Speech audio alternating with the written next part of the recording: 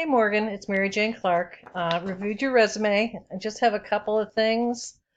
Um, I noticed you didn't use a lot of the action verbs they want you to use.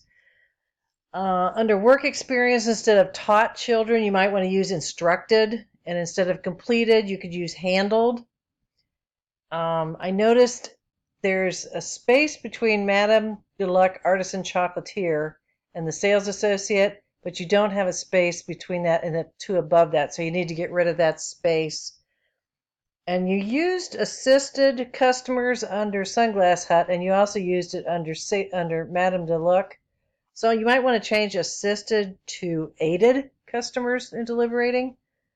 Um, that was about all I saw. Your education is first, which it should be, and everything else was spelled right.